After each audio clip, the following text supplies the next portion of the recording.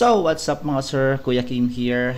Meron lang ako nakitang vlog or stream kung saan namataan si Kuya Ato or si Boss Ato na umiiyak na naman. Tara, panoorin natin. Kong TV at V. Cortez.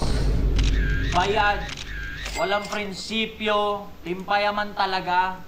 Mukhang pera. Ayan yung ginigit ng netizens sa TikTok, dito sa Facebook, sa lahat ng platforms. Matapos, di umano, may mag-circulate na blind item, nagsasabi na meron daw sikat na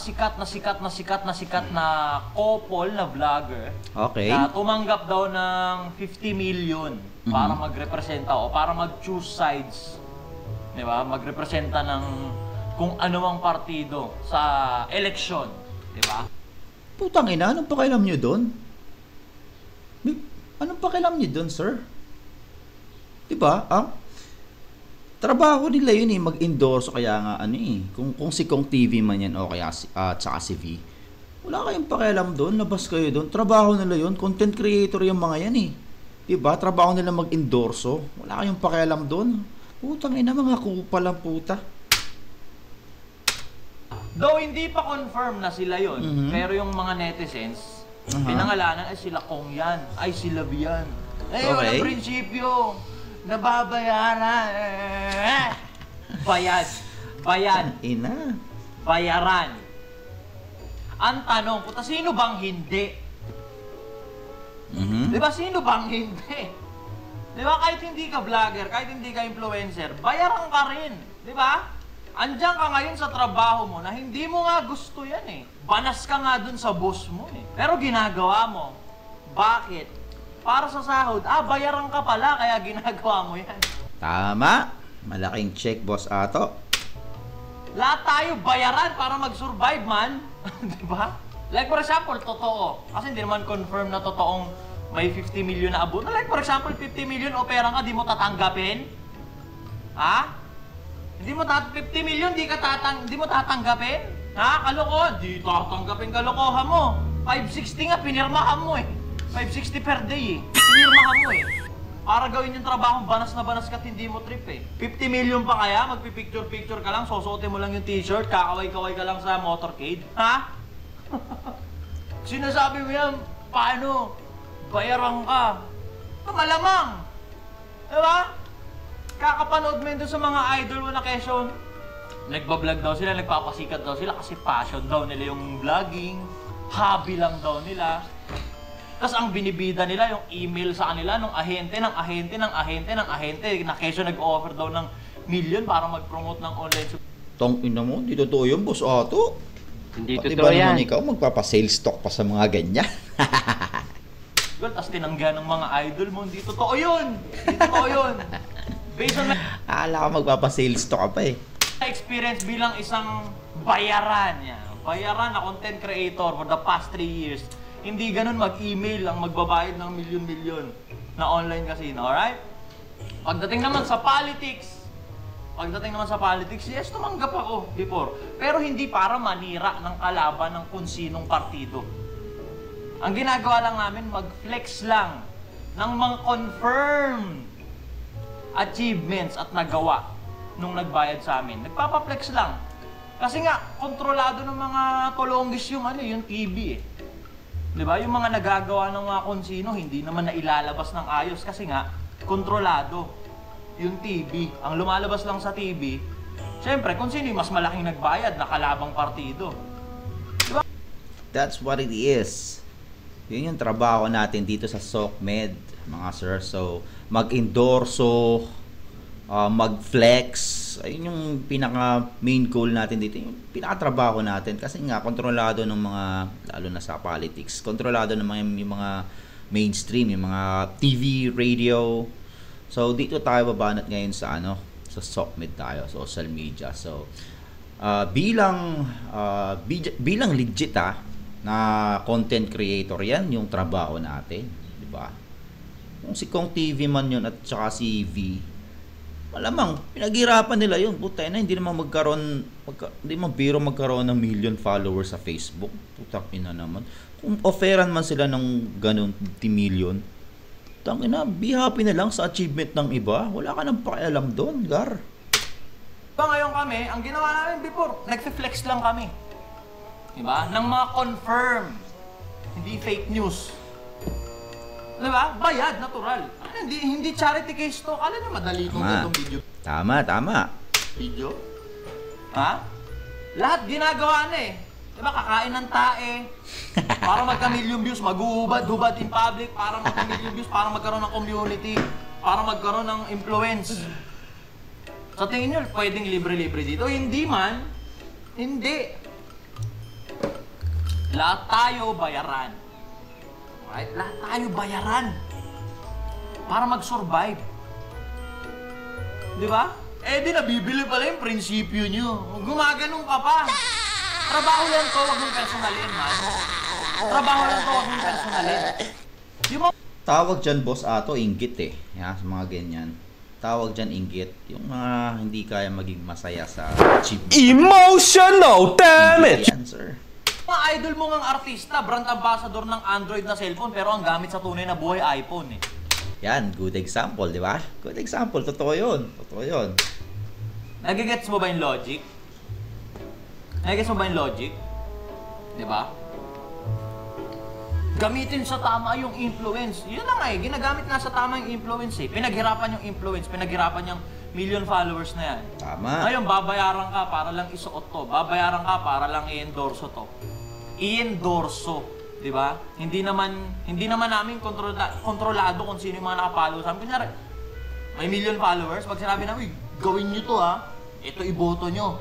Uy, masarap to, kainin nyo to ha. Hindi naman eh. I-endorso, i-recommend. Nasa inyo pa rin yung malayang pagpili kung gagawin nyo o hindi. Kung sa tingin nyo, hindi para sa inyo yung ini-endorso or nire-recommend. Di move on. Tama, Di ba? Para tama, magtatala ka nyo, nabibili. Tama. Kung tingin ng ibang tao na hindi para sa inyo yung mga pinopromote namin, move on. Hindi ka na para magkuda-kuda pa. Pukoy ng ina. Nababayaran.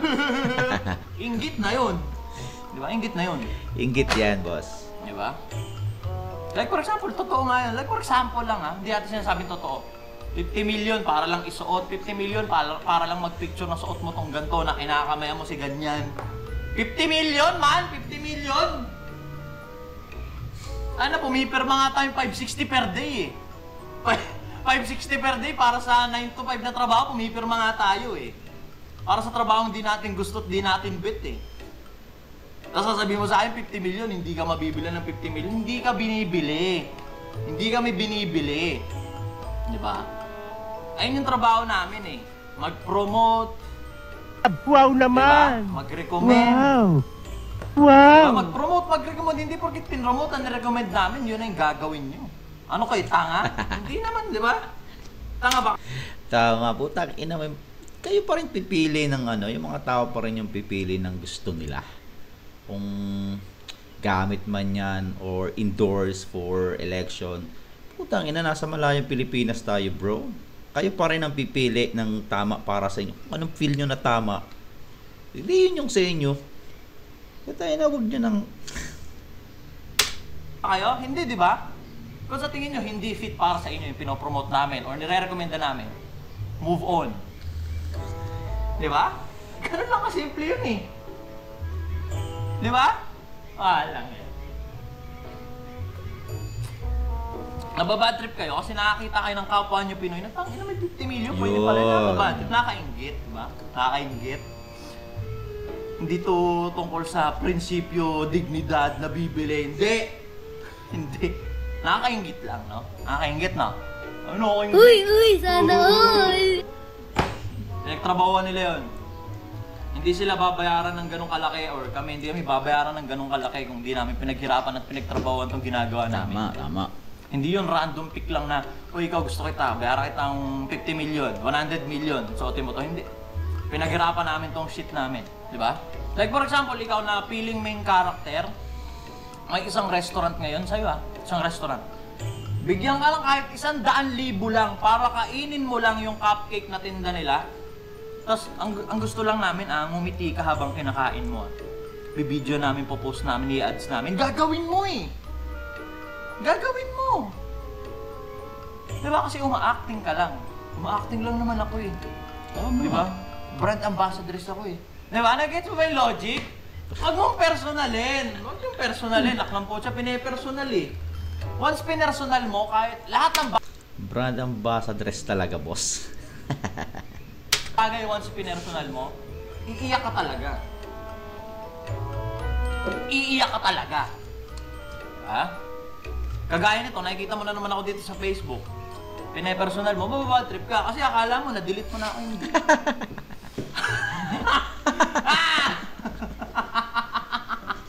Di ba? Huwag mo, di ba? Huwag mo personalin. Huwag mo sineseryoso lahat ng bagay-bagay, okay? Di ba? Move on. Mag-proceed ka sa sarili mong craft. Hindi yung ganyan na nakaantabay ka sa movement ng iba. Tapos, here's my 2 cents. Here's my... Puta na. Safe lang, gets namin yan kung content creator ka. Di ba? Parang ganito, yung ginagawa ko ngayon. Magpo-proceed naman ako sa buhay ko kahit di ako gumawa ng video na ganito eh. Pero dahil ito yung trabaho namin, kailangan namin manggata sa kung anumang issue. It is what it is. Pero kung hindi ka content creator, tas masyado kang maraming sinasabi patungkol doon sa ganung mga bagay. Hindi siya healthy. Para sa'yo. Para sa'yo. Kasi kami magpo-proceed kami. Diba? Sa ayaw at sa gusto mo, tatanggapin namin yung bayad, mababayaran kami ng buo. Diba? Kakain kami sa masarap. Bibili kami ng ganito, titira kami sa ganyan, babakasyon kami sa ganon. Diba? Ang iniisip lang namin dito, kayo. Diba? Huwag mong personalin lahat kasi Tong ina, bait ni Boss Otto, iniisip ko. Iniisip ko, putong ina, bait ni Boss Otto. hindi na healthy para sa'yo. Diba? Tamo, 2025, ato, na-caring sa'yo. Wow! Kita mo, napakabait ni Boss Otto. Biruin mo, iniisip ka. Hindi, alam mo, English yung tawag doon. Hindi ko maintindihan, bakit hirap na hirap yung ibang tao na, maging masaya na lang sa achievement ng iba. Kung si Viman yun or at saka si Kong TV, wala kayong pakialam doon. Putangin namin, pinaghirapan nila yung 1 million followers. Hindi biro yun. Kala mo madali yun. Hindi biro yun, sir. So, yun ang isang reason kung bakit binabayaran sila. Diba? Putang ina, hindi biro kala mo madali ito. Tama yung sinabi ni Boss Otto. Kala mo madali mag-video-video. Tang ina, ulul. Wala ka sa buhay mo.